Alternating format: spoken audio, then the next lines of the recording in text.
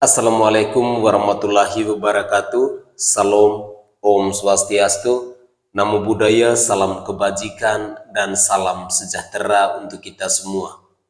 Saudaraku sebangsa dan setanah air, para penonton kanal YouTube-ku yang sangat saya hormati dan sangat saya cintai. Kasus kriminalisasi, khususnya kepada perempuan di negara Kesatuan Republik Indonesia ini terus merajalela.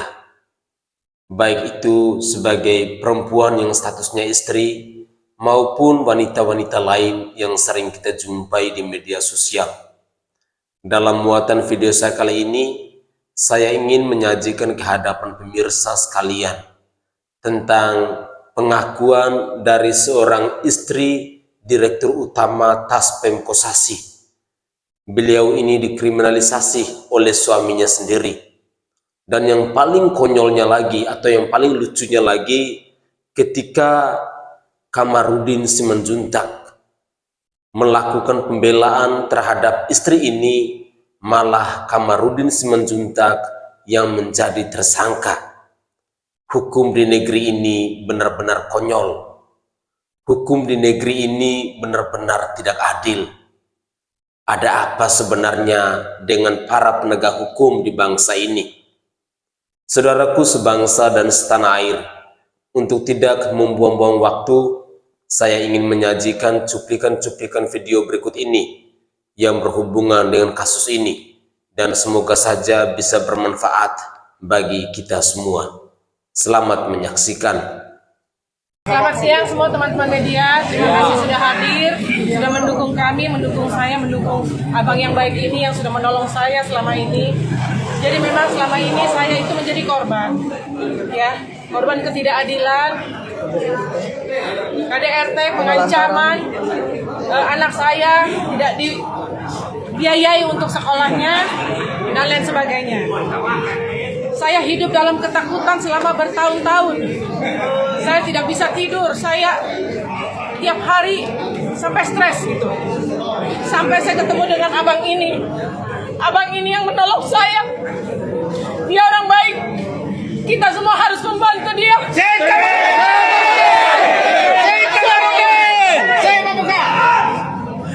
Yang jahat itu suami saya.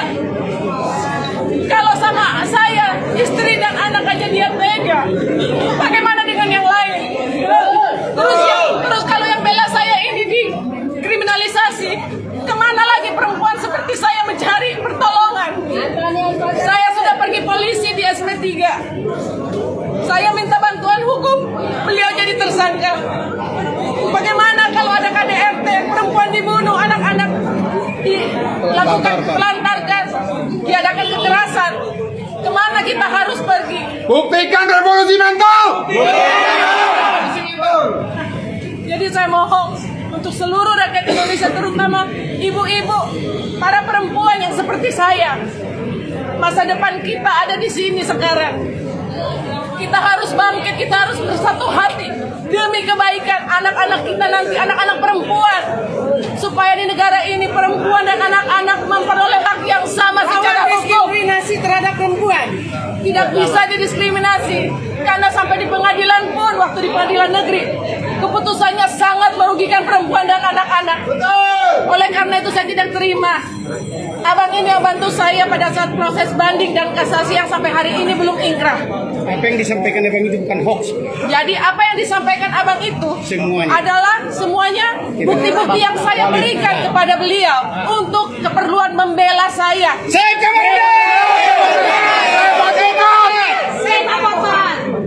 Ya, jadi mohon saya minta dengan penuh kerendahan hati, bantulah kami, bantulah para advokat yang baik hati ini, orang-orang baik yang masih ada di negeri ini, bantulah kami.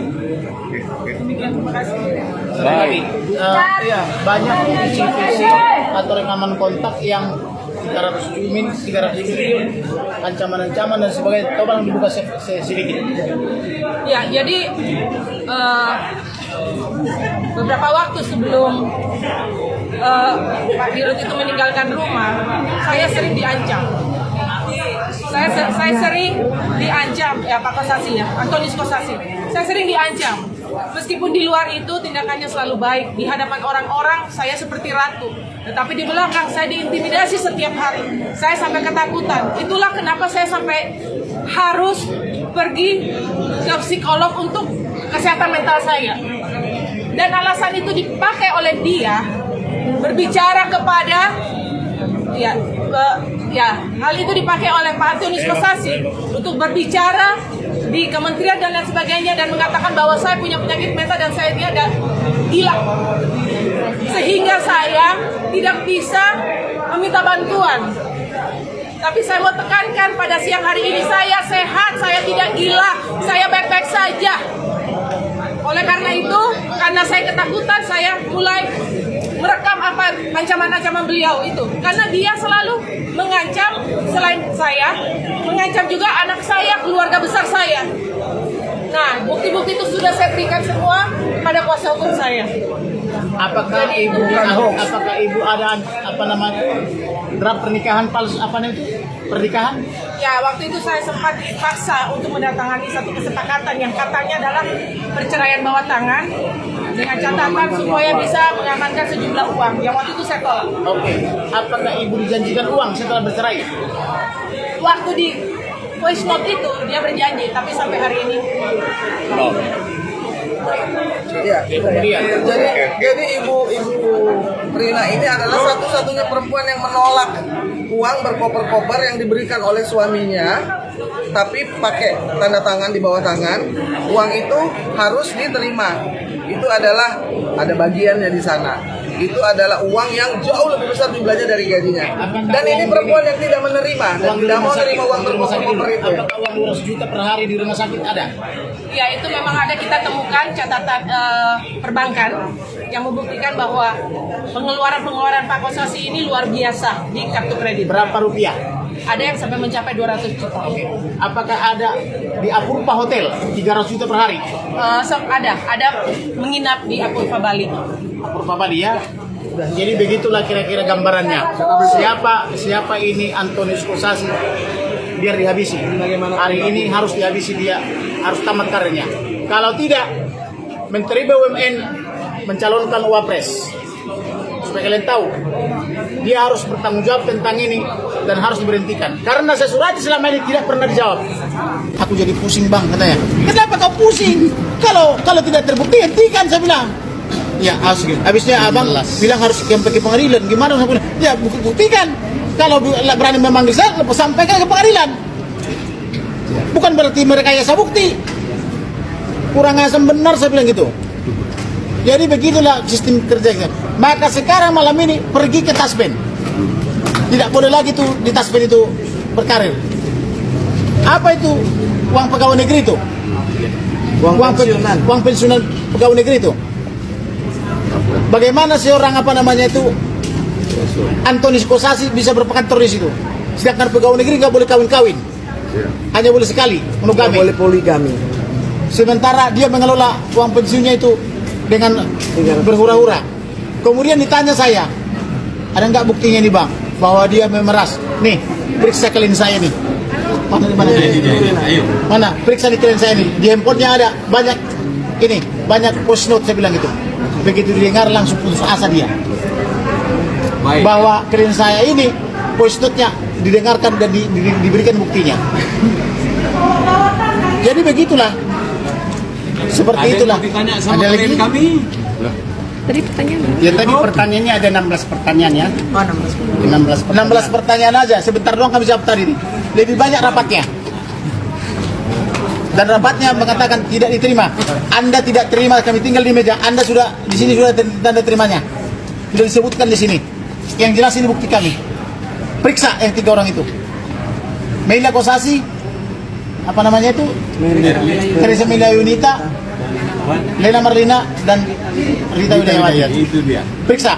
Kenapa dia ngangkang-ngangkang dan disetubuhi oleh Kosasi? Ada videonya? Ada videonya. Lengkap. Oke. Oke. Bang, penegasan aja bang, penegasan aja. Jadi abang sebagai tersangka tidak ada dua alat bukti yang kuat sampai jadi tersangka bang. Maksudnya? Apa?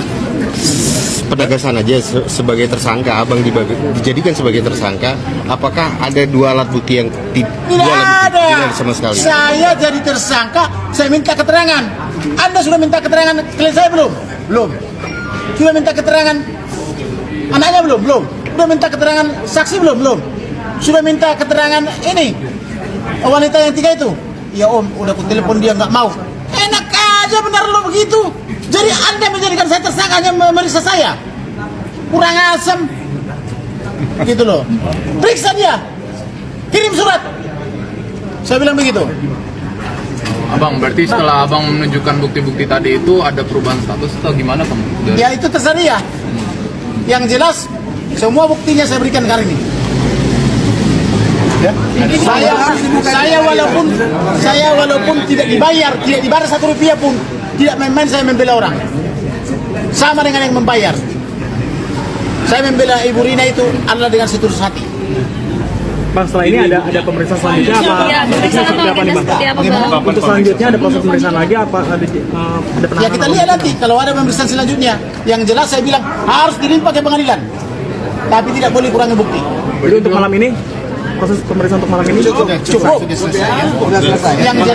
Yang jelas kalian besok minta keterangan daripada presiden, wakil presiden, menteri-menteri terkait, komisi 3, komisi 6, Erick Thohir.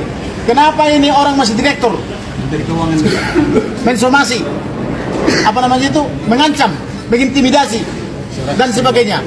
Istrinya diancam, diintimidasi. Bang, dari malam ini apakah bisa dikatakan polisi tidak profesional? Iya, tidak profesional. Kalau profesional nggak tersangka saya. bang, lalu pengadilan nggak ganti bang? Bagaimana? Pra peradilan atau tidak? Ya kita lihat dulu. Kita lihat dulu apakah pengadilan apa pra peradilan apa tidak. Yang jelas sampai malam ini belum profesional. Saya minta kamu periksa, saya bilang. Di mana kamu main begitu, saya bilang. Cukup ya. Oke, Bentar. saya malam ini menyampaikan terima kasih Kepada para advokat. menyampaikan terima kasih yang tidak terhingga kepada seluruh rekan-rekan saya advokat. Siapa advokat? Karena mereka telah menghabiskan waktunya, menghabiskan tenaganya.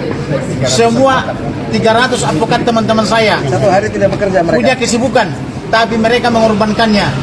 Maka semoga Tuhan Elohim memberkati mereka. Yang kedua, saya juga menyampaikan terima kasih yang tidak terhingga kepada seluruh media. Biarlah Tuhan yang memberkati saudara-saudara. Yang ketiga, saya menyampaikan terima kasih kepada berbagai LSM yang datang dari Riau, yang datang dari Sumatera Utara dan dari mana-mana, hingga terkumpul semua di Mabes Polri, termasuk dari Borneo dan sebagainya. Hanya ucapan terima kasih yang bisa saya sampaikan. Yang keempat, terima kasih kepada seluruh warga Indonesia yang telah memberi atensinya bahwa Indonesia harus negara hukum. Save Kamarudin! Stop kriminalisasi advokat! Stop kriminalisasi advokat. Jadi tidak boleh lagi mengkriminalisasi advokat ya. Sembarang tangkap, sembarang ini dan sebagainya. Bagaimana ini Polri melindungi si Kosasi? Tugas kalian adalah menanyakan Kosasi apakah dia besok masih kantor atau tidak, apakah dia masih mengunjungi kantornya, ya itu di taspen apa tidak. Karena presiden, wakil presiden harus ditanyakan apa itu revolusi mental, harus bisa dijelaskan. Kemudian direktur BUMN harus bisa menjelaskan apa itu akhlak. Akhlaknya BUMN itu dia apa? Akhlak BUMN itu apa? Jangan cuma menang semboyan. Ya, itu yang benar ya. Selanjutnya apa bang? Ada pemanggilan lagi buat Nggak tahu kita akan dipanggil apa tidak. Yang jelas bukti-bukti kita tinggal di meja itu, yaitu bukti-bukti video porno. Mau dibuktikan ini, panggil wanita ini. Ya. Makasih ya Bang. Baik yang masih ada di negeri ini, bantulah kami. Demikian, terima kasih. Satu lagi, banyak visi-visi atau rekaman kontak yang 300 triliun, ancaman-ancaman dan sebagainya. Tolong dibuka sedikit. Ya, jadi beberapa waktu sebelum Pak Dirut itu meninggalkan rumah, saya sering diancam. Saya sering diancam, Pak Kosasi ya, Antonius Kosasi. Saya sering diancam. Meskipun di luar itu tindakannya selalu baik, di hadapan orang-orang saya seperti ratu. Tetapi di belakang saya diintimidasi setiap hari. Saya sampai ketakutan. Itulah kenapa saya sampai harus pergi ke psikolog untuk kesehatan mental saya. Dan alasan itu dipakai oleh dia berbicara kepada hal itu dipakai oleh Pak Antonius Kosasi untuk berbicara di kementerian dan lain sebagainya dan mengatakan bahwa saya punya penyakit mental dan saya ini ada gila, sehingga saya tidak bisa meminta bantuan. Tapi saya mau tekankan pada siang hari ini, saya sehat, saya tidak gila, saya baik-baik saja. Oleh karena itu, karena saya ketakutan, saya mulai merekam apa ancaman-ancaman beliau itu. Karena dia selalu mengancam, selain saya, mengancam juga anak saya, keluarga besar saya. Nah, bukti-bukti itu sudah saya berikan semua kepada kuasa hukum saya. Apakah Jadi ibu itu bukan hoax. Apakah ibu ada draft pernikahan palsu pernikahan? Ya, waktu itu saya sempat dipaksa untuk mendatangani satu kesepakatan yang katanya adalah perceraian bawah tangan dengan catatan supaya bisa mengamankan sejumlah uang. Yang waktu itu saya tolak. Oke. Apakah ibu dijanjikan uang setelah bercerai? Waktu di voice note itu dia berjanji, tapi sampai hari ini Iya, sudah ya. Jadi ibu Rina ini adalah satu-satunya perempuan yang menolak uang berkoper-koper yang diberikan oleh suaminya, tapi pakai tanda tangan di bawah tangan. Uang itu harus diterima. Itu adalah ada bagiannya di sana. Itu adalah uang yang jauh lebih besar jumlahnya dari gajinya. Dan ini perempuan yang tidak menerima dan tidak mau menerima uang berkoper-koper itu. Apakah uang 200 juta per hari di rumah sakit ada? ya itu memang ada, kita temukan catatan perbankan yang membuktikan bahwa pengeluaran Pak Kosasi ini luar biasa di kartu kredit. Berapa rupiah? Ada yang sampai mencapai 200 juta. Oke. Apakah ada di Apurva Hotel 300 juta per hari? Ada menginap di Apurva Bali. Apurva Bali ya. Jadi begitulah kira-kira gambarannya. Siapa ini Antonius Kosasi, biar dihabisi. Dan bagaimana hari ini harus dihabisi dia, harus tamat karirnya. Kalau tidak, Menteri BUMN mencalonkan Wapres. Supaya kalian tahu, dia harus bertanggung jawab tentang ini dan harus diberhentikan. Karena saya surati selama ini tidak pernah dijawab. Silakan. Saya tambah sedikit ya. Mengurus uang. Martin Simanjuntak, koordinator dari 300 lawyer yang mendampingi. Ya.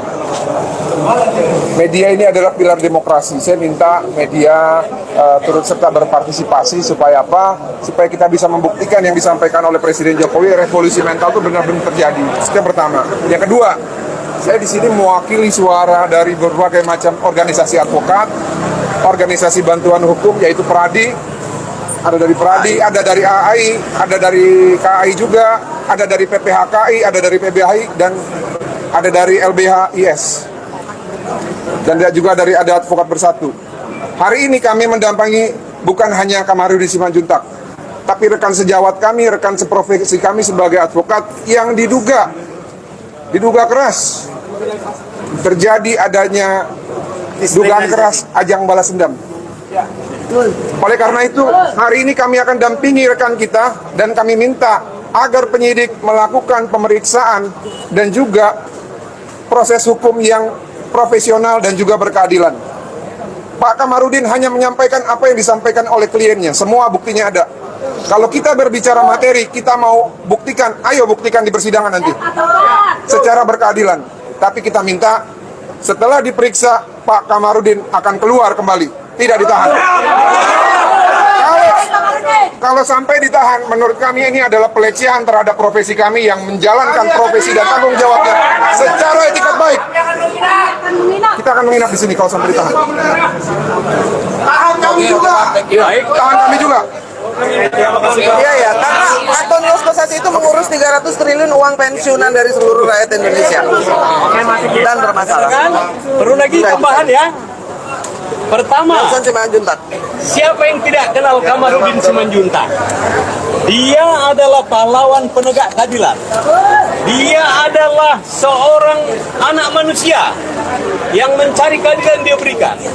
Yang kedua, hanya persoalan sepele seperti begini, apa kata filsuf Romawi yang dikutip oleh Prof. Mahfud, salus publica suprema lex.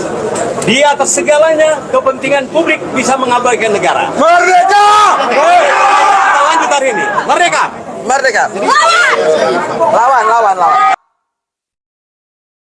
Oke guys, dalam muatan video tadi kita sudah menyimak bersama-sama dan kita sudah mendengarkan bersama-sama bagaimana keseruan dalam penanganan kasus dari istri Direktur Utama Taspem, yakni Antonius Kosasi ini.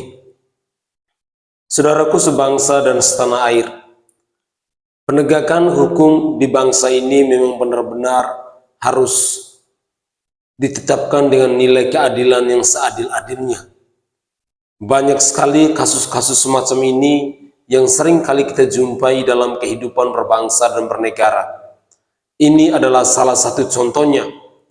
Seorang istri dari Direktur Utama Taspem yang bernama Antonius Kosasi ini selalu mengkriminalisasi istrinya. Pelanggaran-pelanggaran selalu terjadi dalam kehidupan rumah tangga. Sehingga istri dari Antonius Kosasi ini mencari pengacara atau kuasa hukumnya, yakni Kamarudin Simanjuntak, dan yang paling konyolnya ketika Kamarudin Simanjuntak ini diperiksa, malah beliau yang menjadi tersangka. Ini benar-benar konyol dan benar-benar lucu. Seorang advokat membela kliennya, tapi malah advokat itu yang menjadi tersangka. Ada apa sebenarnya dengan penegakan hukum di bangsa ini? Saya berharap bahwa Presiden Republik Indonesia bersama Wakil Presiden, bersama Menteri BUMN yakni Pak Erick Thohir, dan juga Bapak Profesor Mahfud MD bisa turut serta, bisa berpartisipasi dalam menangani persoalan ini. Tentu sebagai rakyat jelata saya menilai bahwa kasus ini benar-benar sesuatu yang janggal. Ada kejanggalan yang sangat besar yang diciptakan oleh pihak penegak hukum di bangsa ini. Mungkin itu saja tanggapan singkat saya. Saya mohon maaf bila ada bahasa saya atau tutur kata saya yang tidak berkenan di hati sanak saudara semuanya. Saya Sainai dari Provinsi Nusa Tenggara Timur. Saatnya kita yang rakyat jelata harus berani untuk bersuara. Salam hormat, salam NKRI.